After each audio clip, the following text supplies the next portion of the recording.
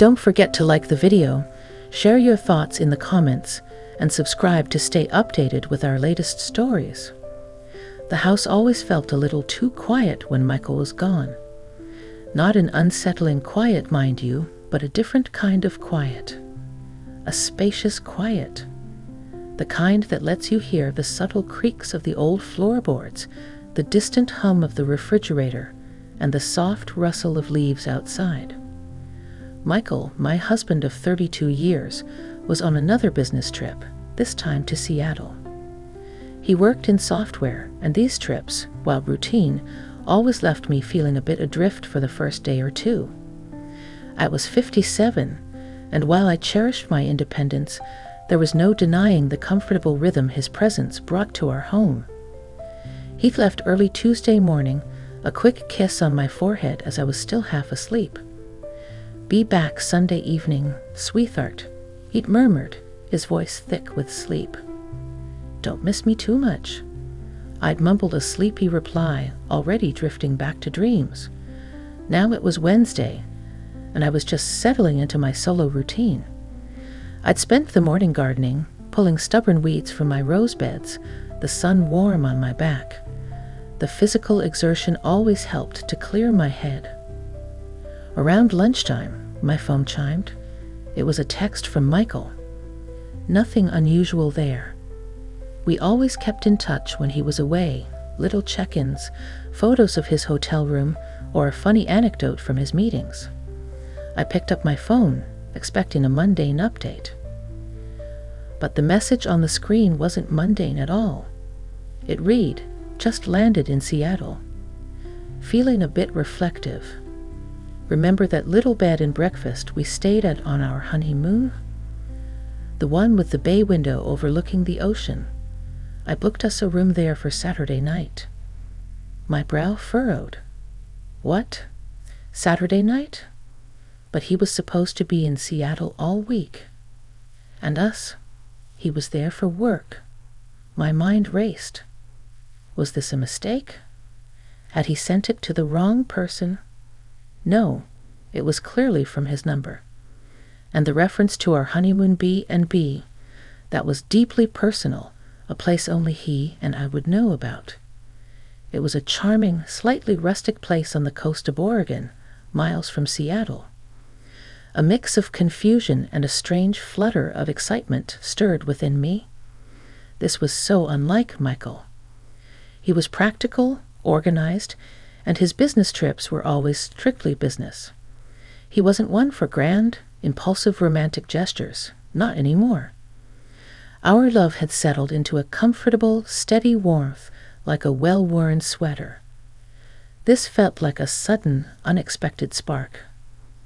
I stared at the text, rereading it several times. There was no follow-up, no explanation. Just that simple, almost cryptic message. Was he inviting me to join him? To fly all the way to Seattle, then drive down the coast to Oregon, just for one night? It seemed impossible. And yet the thought sent a peculiar thrill through me. I decided not to text back immediately. I needed to process this. I walked around the kitchen, pacing the familiar worn tiles. The scent of freshly brewed coffee, which I'd made earlier, seemed to mock my suddenly racing heart. This wasn't a usual business trip update. This was something entirely different. A hidden twist, indeed. I thought about the B&B. Its cozy rooms, the sound of the ocean, the way the morning light used to stream through that bay window. A wistful pang, a longing for that youthful romance, pulsed through me. Could this really be what he intended, or was there some other meaning to his words? The subtle tension that had begun to build in my chest was a curious blend of apprehension and exhilarating possibility. The rest of Wednesday passed in a haze of speculation. I didn't text Michael back, partly because I didn't know what to say, and partly because I wanted to see if he'd offer any clarification. He didn't. No follow-up calls, no additional texts about the B&B. He sent a picture of a dreary conference room, and later a brief message about a client meeting. He was acting perfectly normal, as if he hadn't just dropped a romantic bombshell on my quiet afternoon. This just deepened the mystery and heightened my curiosity. By Thursday morning, I was a nervous wreck. The quiet of the house now felt less peaceful and more like a waiting room. I kept my phone close, jumping every time it chimed, but it was never the message I was looking for. Had he forgotten? Had it been a joke? A misfired text? The thought made my stomach clench. Our relationship was solid, built on years of trust and shared history. But this felt like a wild card, something completely outside our established routine. I tried to focus on my usual chores, but my mind kept drifting. I baked a batch of Michael's favorite oatmeal raisin cookies, something I always did when he was away, a little comfort ritual. But even the comforting aroma of cinnamon and oats couldn't entirely distract me. I found myself staring out the window at the familiar oak tree in our backyard, wondering if this was just a fleeting, sentimental thought on Michael's part, or something more.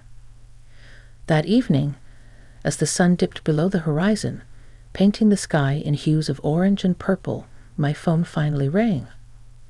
It was Michael. I snatched it up, my heart doing a little leap. "Hey, sweetheart," he said, his voice sounding tired but warm. "Long day. Just wanted to check in. Everything all right?" "Everything's fine," I replied, trying to keep my voice casual, betraying none of the turmoil I was feeling. I waited, holding my breath, for him to mention the text. He talked about his meetings, a particularly difficult client, the terrible Seattle traffic. He sounded exactly like Michael on a business trip. My disappointment, sharp and unexpected, pricked at me. Had I imagined it? Had I overinterpreted a casual, perhaps wistful, thought? Then, just as I was about to give up hope, he paused. "Oh, almost forgot," he said, his voice lowering slightly, a hint of something playful now. Did you get my text from yesterday? About Saturday night?" My heart pounded. "I did, Michael," I said, my voice barely a whisper. "I did. But I don't understand. You're in Seattle for work, and that B&B is hours away. What exactly did you have in mind?" He chuckled softly, a sound that sent a shiver down my spine. "Well, Eleanor, the thing is, I finished up my meetings a day early. Client meetings went faster than expected, and I found myself with a free Saturday, and I started thinking about that place, about us back then, and it just felt right to go back." He paused, and I could almost hear the smile in his voice. "So the hidden twist, my love, is that I want you to join me. Fly out Friday. I'll drive down after my last meeting, and we can meet there. A surprise weekend. Just us. Like old times. What do you say?" My breath caught. It wasn't a mistake.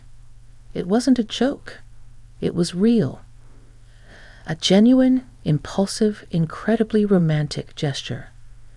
The shock from Wednesday was replaced by a wave of pure, unadulterated joy. My eyes welled up with unexpected tears. This man, my steady, predictable Michael, had just orchestrated a secret, romantic getaway. "Michael," I managed, my voice thick with emotion, you're impossible. And wonderful. Yes, 1,000 times yes." He laughed, a rich, full sound that warmed me to my core. "Impossible, maybe," he said. "But I'm your impossible. I'll send you the flight details for Friday. Pack light, sweetheart. Just bring your best smile."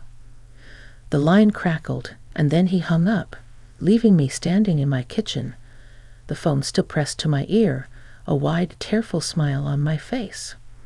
The quiet house suddenly felt vibrant, filled with the hum of anticipation.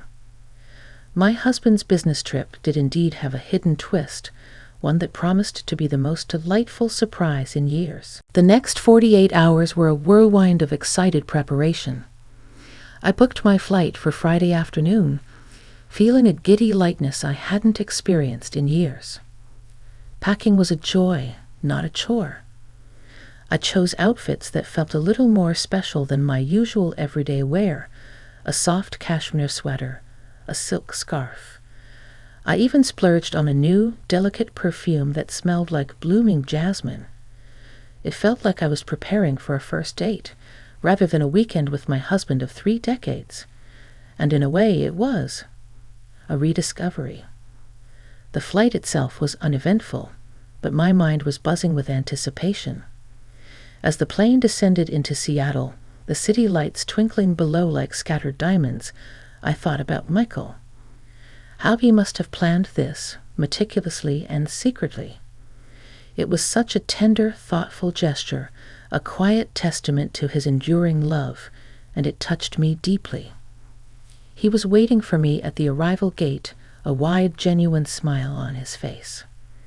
He wasn't wearing his usual business suit, but a comfortable tweed jacket and jeans. He looked relaxed, younger somehow. When he saw me, his smile widened, and he walked towards me, his arms opening. "Eleanor," he said, his voice a low rumble, as he enveloped me in a warm embrace. His scent, a familiar mix of his cologne and something uniquely him, was wonderfully comforting. I buried my face in his shoulder, feeling a profound sense of rightness, of coming home.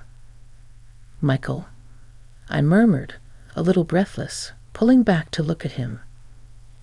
His blue eyes, usually calm and steady, held a sparkle I hadn't seen in a long time. "You really are impossible." He chuckled, squeezing my hand. "Only for you, sweetheart." We retrieved my luggage, and then he led me out to the rental car. The drive out of Seattle, heading south towards the Oregon coast, was beautiful. The city lights slowly gave way to the quiet darkness of the highway, punctuated by the occasional passing car. We talked, easily and freely, about our week, about his meetings, about my garden. But there was an underlying current of excitement, a shared anticipation for the hidden twist of this weekend. As we neared the coast, the air grew cooler, carrying the faint, briny scent of the ocean. The road began to wind, trees forming a dense canopy overhead. And then there it was, the familiar sign for the Salty Dog Inn, our honeymoon B&B. It looked exactly as I remembered, a charming, slightly weathered clapboard house perched on a cliff overlooking the vast, dark expanse of the Pacific. A warm light spilled from its windows, beckoning us in. He parked the car, and we walked hand in hand up the flagstone path. The sound of the waves crashing against the shore below was a deep, constant rhythm, a lullaby of the ocean. Inside, the inn was just as cozy, just as inviting. The scent of beeswax polish and old wood filled the air. The innkeeper, a kindly older woman with a shock of white hair, greeted us like long-lost friends. Our room was exactly the same. The same floral wallpaper, the same antique 4-poster bed, and yes, the same bay window. He opened the curtains, and the moonlight spilled in, illuminating the room with a soft, ethereal glow. The sound of the ocean was closer here, a constant murmur that promised peace. He turned to me, his eyes soft in the dim light. "Remember this?" he asked, his voice low. "How could I forget?" I whispered, walking to the window, gazing out at the moonlit ocean. It felt like stepping back in time, yet with a profound sense of newness.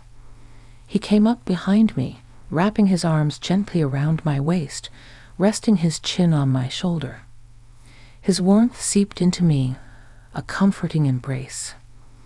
"I missed this, Eleanor," he murmured, his voice a little rough with emotion.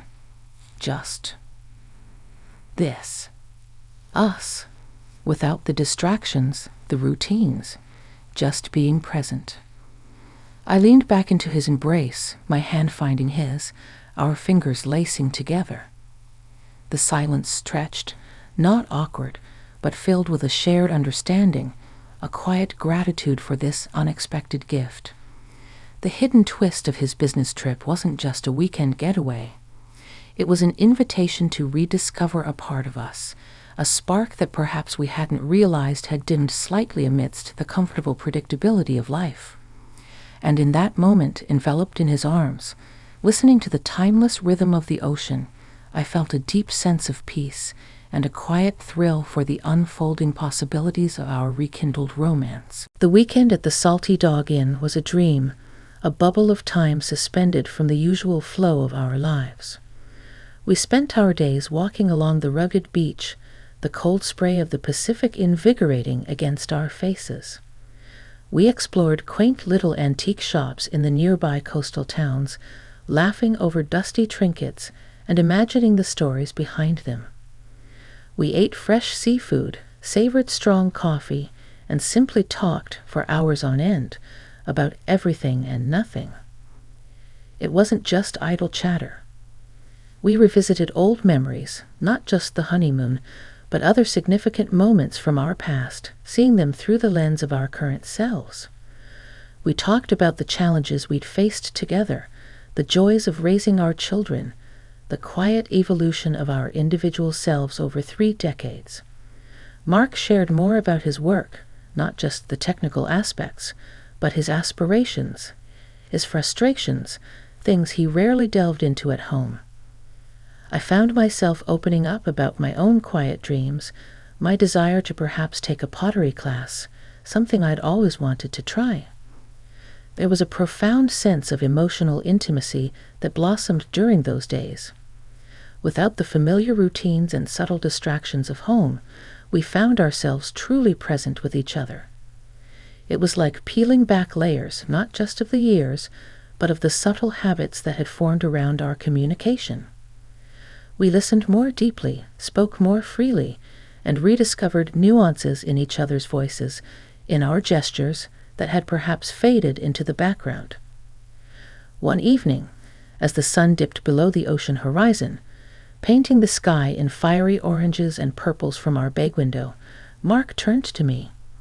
He was sitting on the window seat, I was in the armchair opposite, and the room was bathed in the soft, fading light. "Eleanor," he began, his voice soft, contemplative, "this trip. It's been more than I could have imagined." He reached for my hand across the small space, his fingers intertwining with mine. "I had this feeling, back in Seattle, when I found myself with that free day. This overwhelming urge to just escape, to reconnect with something essential. And you were that essential something." My eyes welled up. His words, so simple and sincere, touched a deep chord within me. "Me too, Michael," I whispered, squeezing his hand. "I didn't realize how much I needed this, how much we needed this. We've been good, haven't we?" He continued, his gaze fixed on the last sliver of sun disappearing into the ocean. "Comfortable.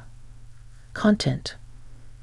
But sometimes," he turned back to me, his eyes earnest, "sometimes comfortable can also mean a little stagnant.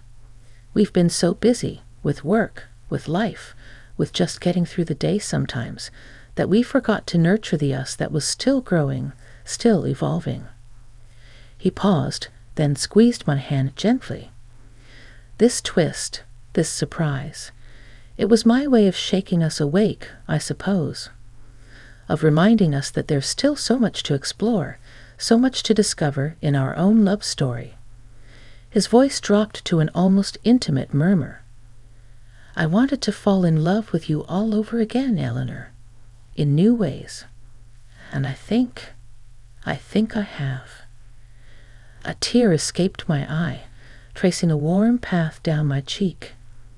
It wasn't a sad tear, but one of profound gratitude, of rediscovered joy. "Oh, Michael," I said, my voice thick with emotion, "you already have." "And I you." He smiled, a genuine, unburdened smile that made his eyes crinkle at the corners. He rose from the window seat, pulling me gently to my feet. He wrapped his arms around me, holding me close, and I rested my head against his chest, listening to the steady, comforting beat of his heart. The sound of the ocean, the fading light, his warm embrace. Everything felt perfectly in sync, a harmonious blend of past and present, a promise of a vibrant future. This hidden twist in his business trip wasn't just a detour. It was a revelation, a gentle turning point that had reawakened something precious and enduring within us. And as the last light faded from the sky, I knew our love story was far from over. It was simply entering its most beautiful, most deeply felt chapter yet.